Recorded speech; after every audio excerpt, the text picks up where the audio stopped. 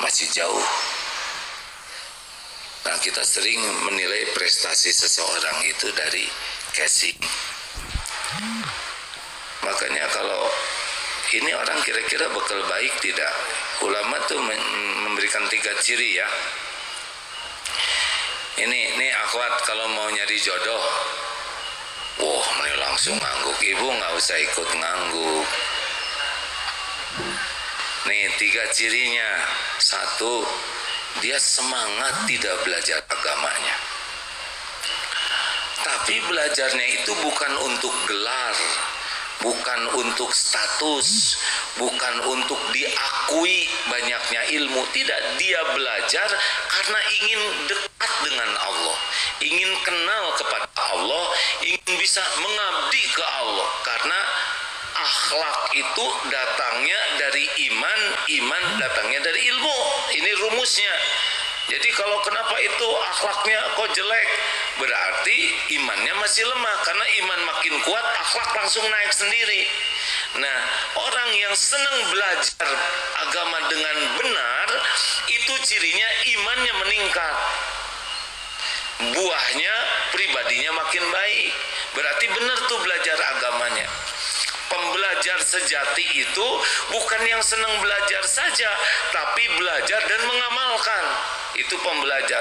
Jadi ilmu seseorang itu dilihatnya bukan dari apa yang dia tahu, tapi dari apa yang dia amalkan. Apa artinya tahu ilmu sholat tapi tidak sholat? 2, nih akhwat, dia zuhud tidak, pecinta dunia atau tidak? Kalau orang itu pecinta dunia, susah, dia bakal bertengkar terus, berkeribet hidupnya. Cinta dunia itu apa? Kagum kepada dunia ini, mengagung-agungkan mobil, rumah, harta, gelar. Bukan tidak boleh, punya nggak ada masalah. Nabi Sulaiman juga sangat kaya, ya, punya kerajaan, sahabat Nabi banyak kaya, tapi tidak mengagung-agungkan duniawi dan tidak lengket di hatinya. Ini kuncinya. Kalau dunia udah mengagung-agungkan, kalau ada orang berpangkat, orang yang berharta, sepertinya gimana ketemu artis populer, gimana. Tapi nggak pernah peduli kepada ketakwaan, padahal yang mulia itu yang takwa. Ini bermasalah nantinya. Dia akan sibuk mengabdi kepada dunia nanti, dan itu tidak bisa bahagia. Karena hubbud dunia ra'su kulli khati'ah. Cinta dunia itu sumbernya dari berbagai kesalahan-kesalahan. Jadi nanti kalau orang ini, dia mungkin takdirnya kaya, mungkin takdirnya gelarnya panjang, mungkin takdirnya jabatannya tinggi, tapi biasa nggak merasa mulia dengan casing. Dan tidak berat, mau pensiun ya nggak apa-apa, enteng dunia ini ya. Yang ketiga adalah fokus kepada memperbaiki diri. Tidak ribet dengan kesalahan orang. Kita harus amar ma'ruf nahi mungkar, tapi fokusnya adalah PDLT. Anak belum baik, kesalahan saya nih. Saya belum jadi contoh. Saya belum sungguh-sungguh doa. Istri bersikap kurang baik, pasti ada kesalahan saya. Saya kurang ikhlas di dalam menyapa. Saya kurang sungguh-sungguh. Di kantor ditegur, pasti kesalahan saya. Saya ditegur atasan, tadi negur karyawan, astagfirullah. Jadi selalu apapun evaluasi diri.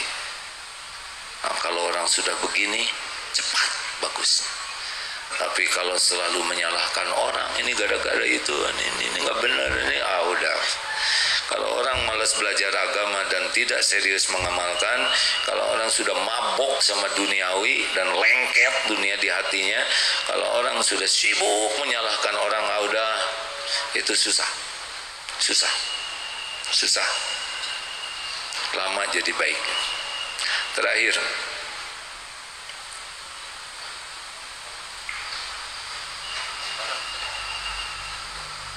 Ini nanya ke sini, Bapak yang jawab, beres.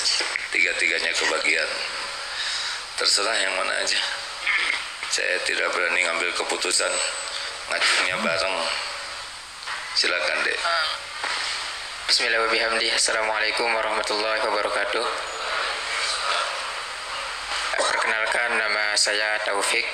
Saya dari Lombok, NTB.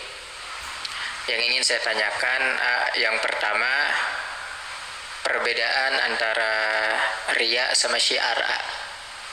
Karena kan kalau secara bahasa riya itu kan ingin dilihat. Otomatis ketika kemudian kita, contoh sederhananya kayak YouTuber misalnya kan pasti ingin dilihat. Karena subscriber, like kan pasti ingin dilihat. Apa perbedaannya? Kemudian yang kedua, terkait masalah korelasi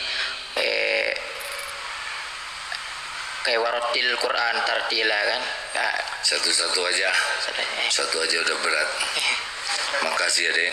Ini Ramadan, jangan mempersulit orang lain.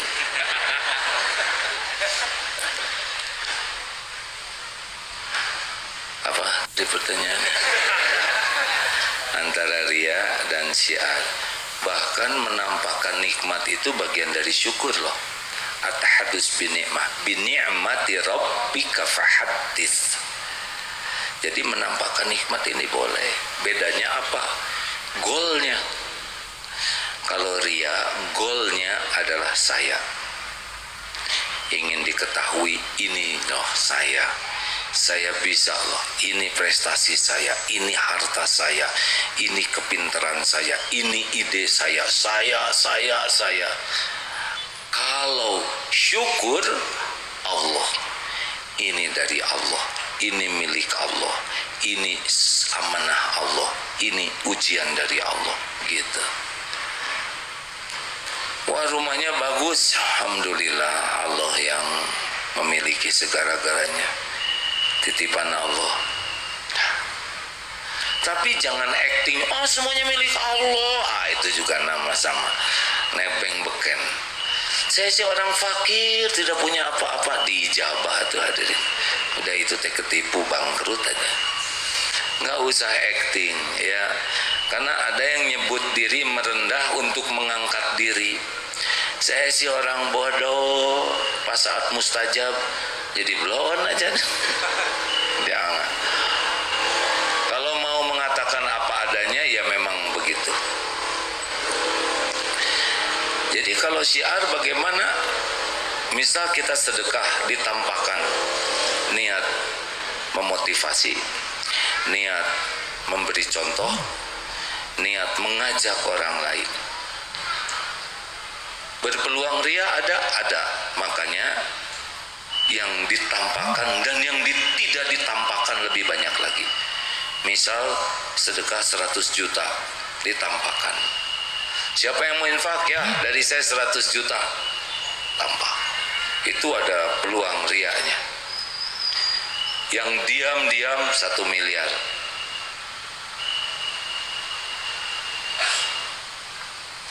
Saya dua-duanya enggak kayaknya. Jadi kalau kita sering menampakkan, harus lebih banyak yang kita lakukan sembunyi-sembunyi. Ini rada terancam nih. Bisa ada riyanya, ada ikhlasnya. Nah yang ikhlasnya kita kejar. Gitu. Dek. Bantu punten. Assalamualaikum warahmatullahi wabarakatuh.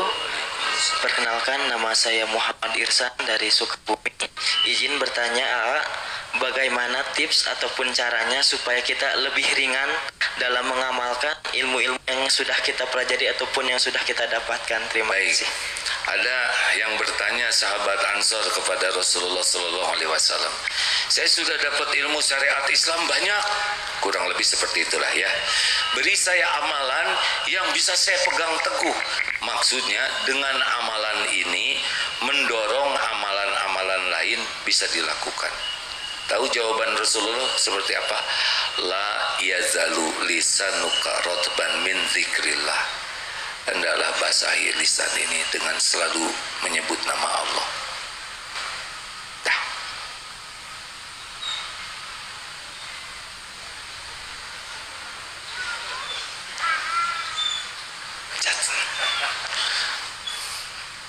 Bos, terakhir zikir terus deh.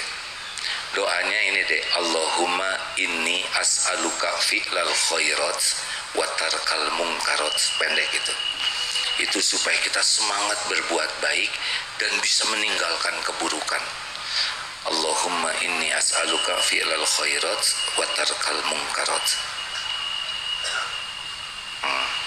Catat. Nggak bisa. Ada di sana banyak di buku doa ya. Tapi saya nyusahin orang, Allahumma inni as'aluka fi'lal khairat wa tarkal munkarat ya. Nah kalau kurang ikhlas kayak gitu ya, nadanya tuh nggak enak ya kan. Inni as'aluka. Silakan Pak. Bismillahirrahmanirrahim. Assalamualaikum warahmatullahi wabarakatuh. Waalaikumsalam warahmatullahi wabarakatuh.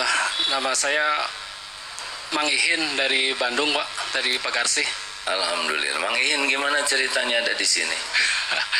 Alhamdulillah. Nggak tahu tiba-tiba Allah membimbing saya untuk ke tempat ini. Oh gitu, nyasar Tadi- atau gimana? Iya, tadi ceritanya putar-putar. Putar-putar. Nggak tahu tiba-tiba pengen sholat asar di sini aja. Ya, Sholat asar di sini. ini bukan kebetulan. Ilmu yang disampaikan tadi kira-kira ada manfaatnya tidak? Ya Allah. Nggak tahu ya ini apa namanya? Jawaban. Saya apa yang tadi A sampaikan itu qadarullah pas banget dengan apa yang saya alami. Oh, Jadi makanya diputar-putar oleh Allah ke sini ya. iya begitulah. Tadi apa yang A sampaikan tentang bab ditipu orang, bab kesenggol orang, itu pas banget dengan apa yang saya alami hari-hari ini. Oh, Bapak teh mantan. Ya. Jadi Mantan ketipu, maaf ya Pak ya. ini bukan curhat ya. Enggak apa. Jadi saya ini hanya apa namanya ingin menyampaikan saja ke jamaah. Kebetulan AA jamaahnya banyak gitu kan. Hanya ingin menyampaikan tadi yang bab ketipu itu bagaimana saya ditipu oleh seseorang dengan yang ngaku ustadz via online gitu. Ngaku ustadz via online. Via online itu. Jadi sebetulnya jadi nyomot foto aja Ustaz. Jadi ngambil foto salah satu ustadz yang saya kenal dan tiba-tiba nelpon dengan suara yang mirip banget 100%. Jadi saya ingin hanya menyampaikan kepada jamaah. Foto saya bukan. Bukan, Nak. Bukan, Nak. Foto ustadz yang saya kenal, Bu. Intinya mah hati-hati dengan foto profil yang mungkin nanti AA juga bisa dicomot oleh seseorang dengan suara yang mirip AA 100%. Dan itu yang bikin saya yakin itu ketika lihat WA itu profilnya yang saya kenal, terus tiba-tiba nelpon dengan mirip 100% mirip. Apa katanya? Ya intinya mah ngajak bisnis AA. Bisnis. Ngajak bisnis tiba-tiba ya apa minta bantuan tambahan modal gitu ya saya bantulah hanya sedikit tapi ya itu tadi nyelekit walaupun sedikit tapi nyelekit. Mungkin hanya itu yang ingin saya sampaikan. Tunggu dulu, belum selesai. Ya gimana Kira-kira apa hikmahnya? hikmahnya ya kembali tadi apa yang A sampaikan bahwa segala sesuatu yang terjadi yang khususnya yang menimpa diri kita, keburukan yang menimpa diri kita itu memang adalah dosa-dosa yang telah kita lakukan, baik itu yang masa lalu yang tidak kita sadari, baru sekarang paham, oh ternyata cara Allah menyentuh seseorang itu tidak mesti dengan ini gitu, dengan sedikit aja udah gitu. Jadi untung atau rugi ketipu teh? Kalau menurut apa ini untungnya kita jadi kembali lagi ke Allah. Kembali lagi ke Allah. Kalau apa namanya rugi nominal mah mungkin bisa lagi dicari gitu ya. Tapi untungnya itu alhamdulillah Allah ngasih ingat lagi kepada kita gitu. Apa datang ke sini kebetulan? Enggak, betul enggak. Tidak ada satupun kebetulan. Betul. Allah yang menggerakkan. Betul. Harusnya Bapak bersyukur. Alhamdulillah. Ketipu, bukan jadi penipu, ya kan? Betul. Kalau kita ketipu, kita bersyukur. Bukan kita yang kepilih jadi penipunya. Betul. Tobat. Ya, alhamdulillah, hatur nuhun pisan. Tobat. Jangannya. Udah nggak usah mikirin dia, ya nggak? Karena dipikir juga nggak tahu kan dianya siapa, ya kan? Betul. Nah, uangnya juga milik Allah. Tobat aja. Iya, siap. Hatur nuhun. Iman bisa mengubah dari asalnya korban orang lain bisa menjadi sesuatu yang bersyukur. Betul tidak? Inilah hebatnya iman. Makanya kalau sebuah perusahaan, ini saya dengar dari Pak Ruli kemarin, sebuah perusahaan apapun tapi menggunakan nilai-nilai religi, nilai-nilai ruhiyah, 3 yang akan terjadi. Ini hasil penelitian. 1, akhlaknya menjadi lebih baik, etikanya lebih bagus. Kalau sebuah lembaga pakai nilai-nilai standar kebenaran, apalagi pakai tauhid. Yang kedua, akan lebih bahagia karena dia akan lebih ikhlas di dalam berbuatnya. Dan yang ketiga, akan lebih tough, lebih kuat menghadapi berbagai cobaan. Tuh buktinya barusan ditipu juga malah bersyukur, ya kan? Ini sekedar gurau, jangan ditiru ya. Sampaikan jangan nih. Nah, saudara yang nanggung ya. Si Kabayan beli motor, Pak, menderita mana Bapak dengan ini, Pak? Si Kabayan beli motor, entah sia-sia. Tapi ada hikmahnya, ada nggak kuat pengen ngomong. Itu manggil istrinya, nih saya beli motor, itu lagi nyiapin buka. Enggak, saya lagi di dapur. Akhirnya turun dari motor ke dapur, pegang tangan istrinya, lihat dong motor baru saya. Pas dilihat, motor tidak ada. Itu si Kabayan bahagianya luar biasa. Gusti Nuhun, gitulah. Kenapa dia berbahagia? Kata istrinya, kenapa bahagia sekali motor hilang? Untung saya sudah turun. Itu. Ini luar biasa cerdasnya. Karena dia membayangkan kalau dia masih di motor hilang sama dia, ya kan? Nah, pertanyaannya ini yang liar siapa? Si Kabayan, saudara atau saya? Astagfirullah. Dahlah, hiburan ya Allah, ampun ya. Saya tuh punya bakat ngebodor, hadirin. Jadi ditahan sekali untuk tidak ngebodor tuh ya. Bakat alami. Dulu gampang keluarnya, sekarang harus penuh pertimbangan. Karena setiap perkataan pasti dicatat dan pasti ada balasannya. Astagfirullahaladzim. Saudara sih mancing, selalu menyalahkan orang lain. Terima kasih. Allahumma sholli ala sayyidina Muhammad. Alhamdulillah. Astagfirullahaladzim. Ya Allah, alhamdulillah ala nikmatil iman wal Islam. Ya Allah, terima kasih atas semua nikmat ini. Engkaulah yang menciptakan kami, Engkau yang mengurus kami setiap saat, Engkau yang memberi hidayah kami menjadi Islam, Engkau yang memberikan nikmat iman ini, Engkau yang membimbing kami bisa belajar agama dan memahaminya. Engkau pula yang memberi taufik sehingga kami bisa beramal. Ya Allah, sesungguhnya semua nikmat hanya datang darimu. Allahumma inna ala zikrika wa syukrika wa husni ibadatik. Duhai Allah, Tolonglah kami agar menjadi hamba yang selalu ingat padamu setiap saat, dimanapun, kapanpun. Jangan biarkan hati ini berpaling darimu walaupun sesaat. Ya Rob, golongkan kami menjadi hamba yang senantiasa bersyukur padamu. Jadikan hidup ini engkau tenggelamkan dalam nikmatnya bersyukur setiap saat, karena nikmat darimu pun melimpah setiap kejam. Dan jadikan umur yang tersisa ini seluruhnya ya Allah hanya untukmu, hanya menghamba kepadamu, hanya mengabdi kepadamu. Jangan biarkan ada niat sekecil apapun yang salah. Allahumma inna na'udzubika min an nusyrika bika syai'an na'lamu.